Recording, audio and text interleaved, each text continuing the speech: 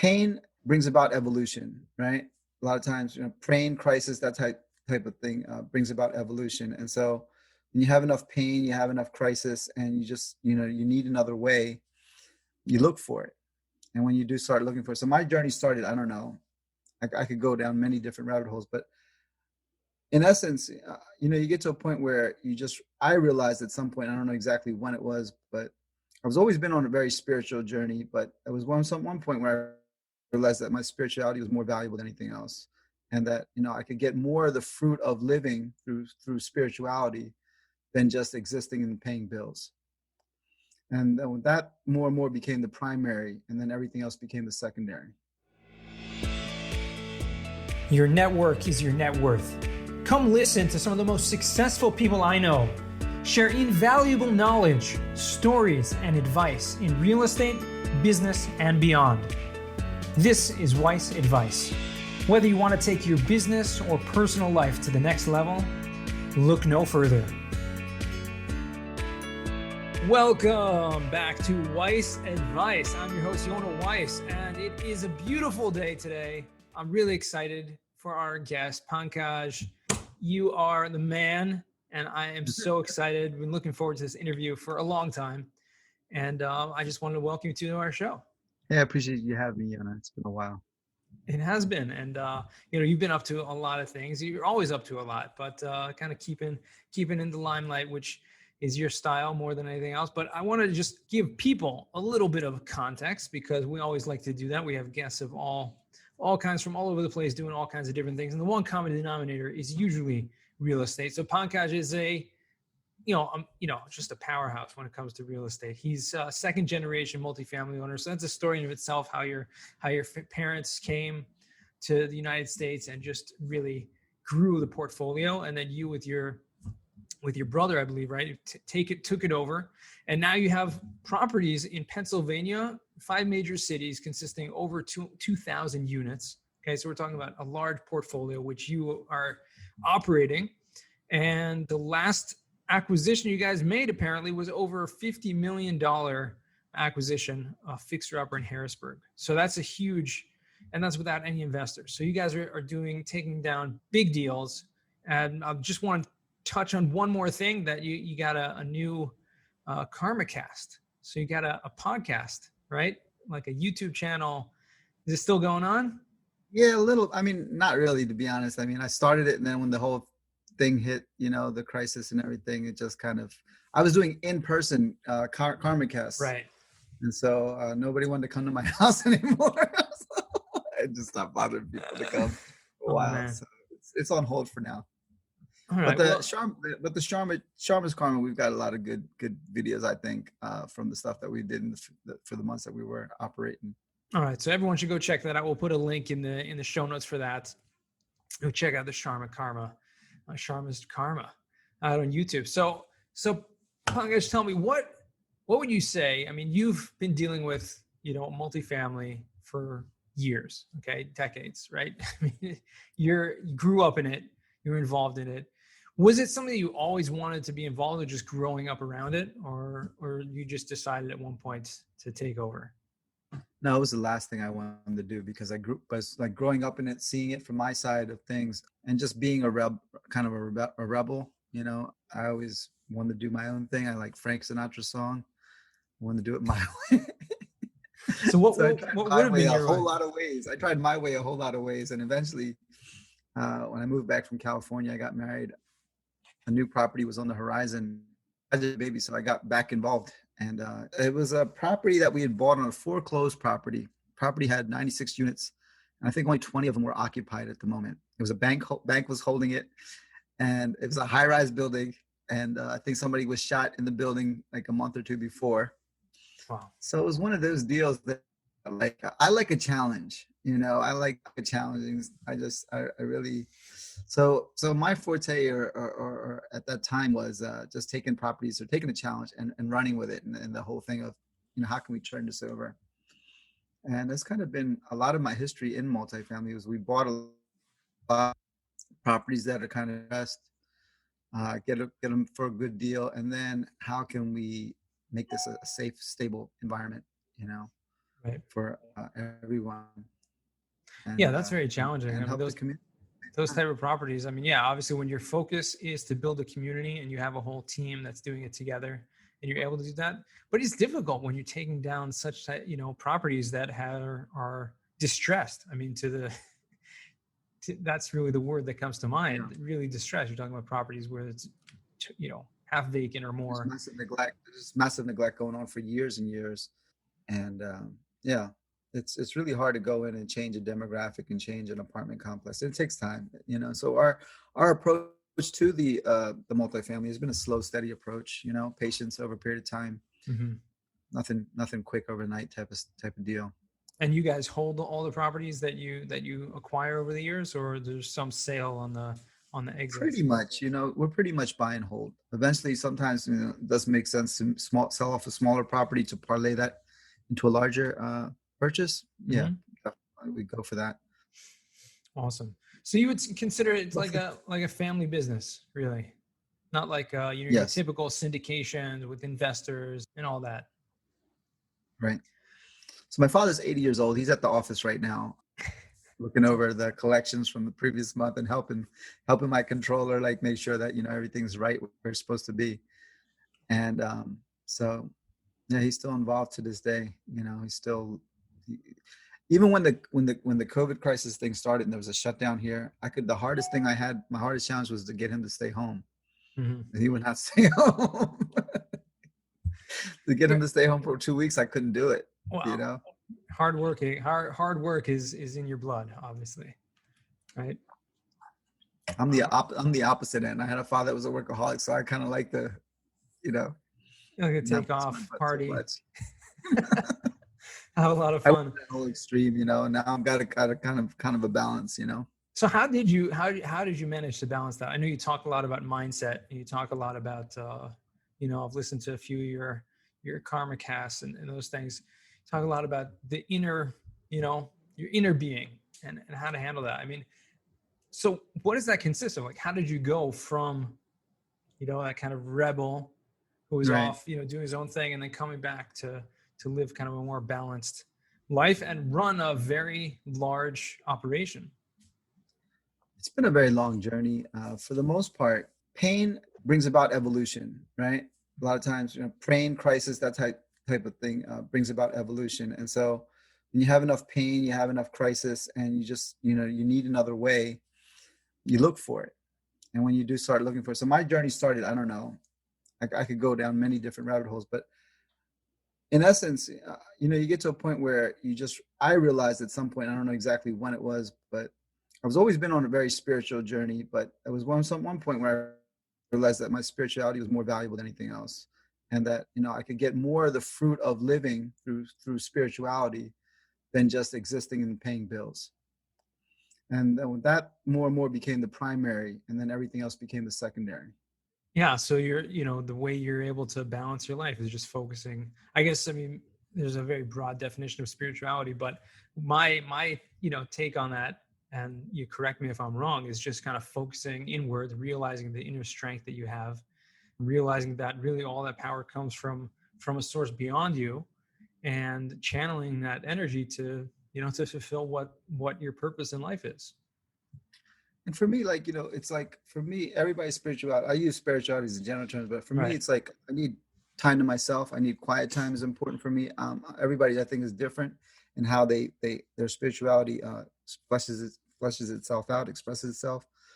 For me, I have to balance like being out in the world with being by myself, if that makes any sense. And more and more I'm able to balance both, to go out, be around people, but at the same time, if I'm constantly around people, I'm constantly doing things, I get drained very fast. Mhm. So I have to recharge my battery. And my battery is from like being in silence, being, having my own space. And if I do too much of that too, I get crazy. I Right. get insane. So it's like I have to ride both waves. Absolutely. What would you say if you could think of one thing, right? And there's like that one thing that kind of push you in that direction, or something that is pushing you currently, that's pushing you in that direction, and that you could you would share to someone who's looking, in a similar space as you, and kind of advice to them? We like to give the wise advice, but it's really, it's everyone's advice. One thing that's been in and out of my life is like I've never been like a hardcore drug user, but like like drinking and smoking herb. It's been something that's like circled in and out of my life. And now for a couple of years, I don't even drink. I'm like totally straight, totally sober, whatever you want to call it. And so that's one thing for me that I noticed, that for me, when I get into that, that creates pain and my life spirals downward. For me, I don't have a control mechanism or able to, what do I say, like balance it properly. That's the place that I'm not balanced properly. So my best bet is to just leave it alone. And, I've had a lot of crazy journeys that way, but, so that created a lot of pain, and that created a lot of downward spiral, and brought me to the realization of that I have to grow spiritually if I want to survive. Because if not, I'll seek that high. If I don't get the spiritual high, I'll seek that high from Right. other things. And maybe it's chemical, maybe it's shopping, maybe it's whatever. I don't know. It's different things for different people. But that feeling of bliss, or wholeness, I think we all seek it out in different ways. And for me, that's was one way that I used to seek it out, and you know, it became habitual. Yeah. And so I know for me, it's important that like I don't do those things, and at the same time, I grow, because when I stop growing spiritually, then I am more susceptible to wanting to create that feeling, that good feeling through artificial means. Right. No, absolutely. And it's funny you say that. You said that it's different for everyone. Okay. Everyone is seeking pleasure. Everyone is seeking some sort of way to uplift themselves, some outlets to feel that bliss, like you talked about, pleasure, however you want to call it, whatever term you want to find it. But really, there's a tradition that we have, and there's many different levels on that. And when you can kind of hone in and understand that there are different levels, like just like if you're flying on a plane, there are different classes. Okay, there's first class, there's business class, right? You're on the coach, you can be riding underneath, right, in the luggage compartment, right? You can be hanging on the outside of the plane. Everyone's going to get to that destination. The question is, how are you riding there, right? Are you the pilot? Are you on that plane, or just hanging on for dear life? And I think when we look at this world and everything that there's there to offer, we kind of are, until you work on yourself and have that spirituality that you can kind of see beyond the physical and see beyond, what's right in front of our eyes, we're stuck in thinking that that's it, right? There's nothing more, right? And therefore, I want to just be, you know, my little, kind of closed-minded definition of pleasure, which is limited to, the physical, like you said, shopping or food or, drink and all these kind of things. A lot of people, and I know it was for me, that a lot of people think that once they get to a certain level of financial income, that their life will be solved. And that's kind of a myth that definitely, you experience, because you realize you can be just as crazy and just as loon with a whole lot of money, not knowing, like Yeah. I've had times in my life where I had more money than I knew what to do with, and I was insane. You know what I mean? And then I've had times where I was okay money wise, not nothing substantial, but I was happy and I was content. And so, money solves a lot of problems, but it doesn't solve all problems. We still have to deal with ourselves in the end, Exactly. and that's the real thing of dealing with ourselves, Yeah, dealing with this exactly. mind, dealing with all this, what's going on inside of ourselves. And we can't really get, you can't get away from that. So all these other, means are just an escape, really. But coming to that realization is really what it's all about, coming to that. And then you can truly live, right? Otherwise, Yeah. it's not really life. We're kind of prisoners, in a sense, to our own devices, to our own addictions or whatever you want to call it. But yeah, I think it's a great analogy. And, it's actually one of the Everybody's questions chasing we ask. something. Everybody's chasing something, right? In so one form or another, everybody's chasing something. And it's just cool to know what you're chasing, and know, like, if you're chasing like the old adage was was it the guy who wrote the 7 Habits of Success a long time ago. Yeah. uh, you don't want to live your life with your ladder along the wrong building, right? And then, so if you're chasing something, but you're chasing it, and you're going in the wrong direction. So it's good to take time to figure out what it is you really want to chase, do some soul searching, And a lot of it just from life experience. Like, you get to a point where you, like I said, you get the money, you get the things, and you realize there's something more. This is not everything. Like, this is what society told me will be everything. It's not everything. Yeah, absolutely. And that's actually one of the questions we'll get to at the end of the at the end of this call is, what does success mean to you? Everyone is different. Everyone has a different approach to that. And really that's the beautiful thing that I see is that everyone has a different answer. But most of the time, I think the people that I, have on this podcast are of that kind of mind space and mindset that they're beyond just chasing money. They're not those type of people. Usually entrepreneurs, Right. successful ones are people that are growing people. You want, and that's who I choose to surround myself with more than anything, is people who have that common mindset where I want to be growing, and I know that life is short and we only live once, and we're tested on many levels throughout our life, but in the end of the day you have to have that growth mindset to know that today I want to be better than I was yesterday. Right. And that's the other thing. Like, entrepreneurs are creative people. We have to create, and that's another thing with me. Like, I have to be, and that's why I like the challenge, because it's a creative expression. It's a creative process. And so, if I don't express creativity outward, sometimes that energy piles up inward, and it can be destructive as well. It's amazing you say that, because I think creativity, and I've said this before, but creativity is probably one of the greatest pleasures that we have in this world. And it's a sense of power in a way, right? We're chasing, that's way beyond, money, way beyond, any other type of physical pleasure, is this sense of, creativity, how I can change lives, how I can change people, how I can change my own life. And that's really powerful. I love that you say that when that outlet's not used, it just creates kind of a downward spiral. And I think all of us have that in us, and we just have to find that outlet that we can soar, we can grow through that. And the thing is, we're always, one thing about being here on planet Earth is you cannot not manifest. Everything is a manifestation, it's creation. You cannot not. That's where you're just creative beings. Whether we do it constructively or destructively, we cannot not do it. Right. Everything creates. Even our thoughts. I believe that our thoughts create. Our words create. Obviously, actions do, but 100%. We have to definitely be in control of that as much as we can. Now, that's interesting that you brought that up. So for years, that's what I studied. I studied metaphysics, and I was really deep in the whole thing of, like, your thoughts are things, and your thoughts creative, and the whole, programming the subconscious mind, or, and I think that's in every tradition. It's in every scripture. It's in every tradition that, in the scripture, in the Bible, it's like, it is done unto you as you believe. So it's saying that your beliefs are creative, right? And as you think, so shall you be, right? So that whole thought process of thinking is important. But even more important than thinking, right? Because you operate at the level of the mind. It's like working with a sword in the ocean or in the water. It just evaporates so fast. And so thinking, any being, and emotion, is where the game is at. It's like thinking and feeling, and because the emotions are what charge those thoughts and charge and create. As you can think about being prosperous all day long, but if you feel impoverished, that's going to set the tempo for your life. Absolutely. Because that's there. And so it's like the thinking helps to generate the feeling, but the feeling is where what brings it home.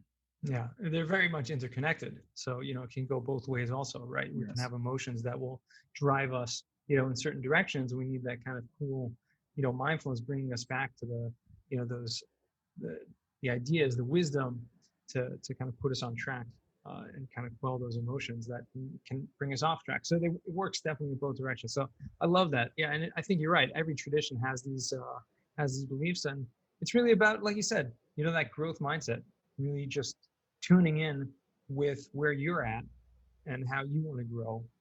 Yeah, I think it's great. This is a great conversation. We can really go on for a long time. I want to jump into the final four, because these 4 questions might open up some more ideas, some more things along the same or different paths, which is great. So the first question I ask everyone, and this would be interesting for you, is what's the worst job that you ever had? I had a job where I had to wake up like, I had to be there at 5 o'clock at the warehouse, and I would have to load the truck with uniforms and dirt and rags that I would deliver to a lot of the maintenance, like the car shops and stuff. And the uniforms were for all different companies. It was a uniform, so I'd deliver.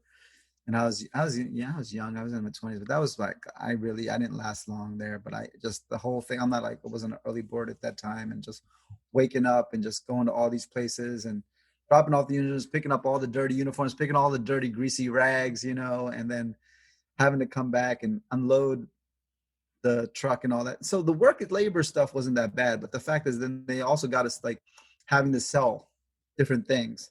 Mm-hmm. I'm like trying to get my day done and get back home, and and then on top of that, you want me to sell all these things, and most, so that was Sounds the like a most hard job. grueling job that I just did not like. Yeah, it sounds like it could be a hard job. Are you an early bird now? Sometimes, sometimes. Because So the second question I have for you, if you can think of a book that has given you a paradigm shift, so not just any book, but something that's made you kind of think totally different on life.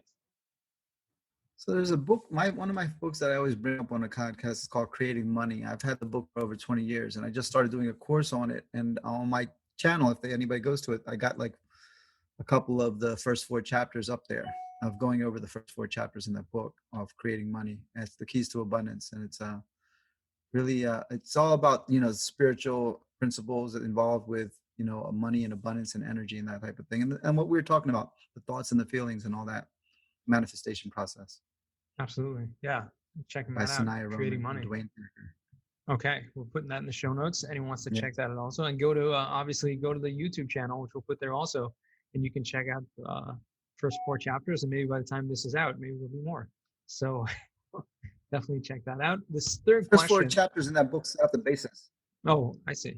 The first 4 chapters set up the basis. And I don't know if I'll go deeper in the other chapters. The first 4 chapters are like really about like that you're the source of your abundance, discovering what you really want, magnetizing, and then the third chapter I can't remember right now, but it's becoming abundant or something like that. Gotcha. But really powerful 4 chapters that set the basis. It sounds similar to the kind of Think and Grow Rich. Yes, mindset. yes. But I take this book over Think and Grow Rich any day, because it's just obviously it's not written in the archaic language, but at the same time, it's I would take it, my personal opinion. I'd read this book like water, but it's not for everybody, Okay, we'll definitely check that out. Third question is there a skill or a talent that you would like to learn? No, I'm really, that's kind of mind stopping right now. There's no level of curiosity of what I really would like to learn now, at this age, at 50 years old, I learned pretty much what I want to learn, and I'm constantly learning. I'm open to learning more, but I don't have this specific thing right now that maybe negotiation is my weak point, but I just, if somebody's going to do a good job, I pay them what they're worth. I don't have a problem with paying them people what they want, as long as they do a good job for me. So negotiation is not my tough sweet seat. I shouldn't put that on the podcast. Okay, good to know. If I was wants to do a deal with 10 years younger, maybe then I would want to learn negotiation better. Well, yeah, I mean, it's a hard skill to learn, negotiation. I just read the book with Chris Voss. What's that one? I remember the author's name, and I'm just picturing the book right now in front of me. Anyways, he was Chris Voss. Great book. I'll think of it. I'll put it in the show notes. All about negotiation. Anyways, the fourth and final question is, what does success mean to you? Success to me at this point in the game is just really being happy with myself. I think when I'm at a point, I'm just at peace with who I am and content with myself. And that's really the success. I think that really sums up like the whole conversation, right? Because it's all it's all about that. It's all about the journey towards that and finding that peace and that happiness within yourself. And you don't need something outside to make you feel content. You're content with just being content, Exactly. And that's really it's an ancient Jewish tradition. That's what we have. Like who is a happy man? Like who's considered happy is someone that is content with what they have. When you're always looking outside of yourself, you're always looking for other things, you'll never be happy. When you have 100, you're always going to want 200. You have 200, you're going to want 400. You want a million, you're going to want, and you're always going after and chasing after that. But someone who says, I have everything I need, you can still want to have more, but you're content with who you are and what you have, and peace at that. That allows you to grow more. And that reminds me of a verse that he who has more shall be given. He who has not, even that which they have shall be taken away. So it's like, if you have, you're generating a force of having, and just you draw more good unto yourself, I believe.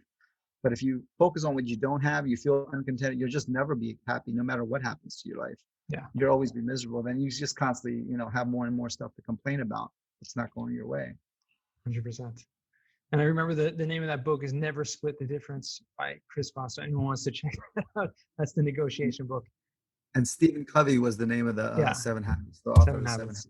Yeah, he's tremendous. Had a big influence on my life also, the 7 Habits, way back when I first read that. But Pankaj, it's really been a pleasure speaking with you. I wish we could talk all day. Hey, thanks for having me. And to our listeners, thank you again for joining us once again for another episode of Weiss Advice. And remember, the best advice comes only when you ask. Real quick, I have one question for you. Did you like this episode? If you did, I want to ask you a huge favor. See, the biggest thing that helps this podcast grow and that will spread this message to the whole world is that if you leave a review, a rating, and subscribe to the podcast. What that does is it basically tells the platforms that this podcast is out on is that you like my stuff and I'm doing something right. So take a few seconds out of your day, hit that subscribe button, leave a rating or review. I would be extremely grateful.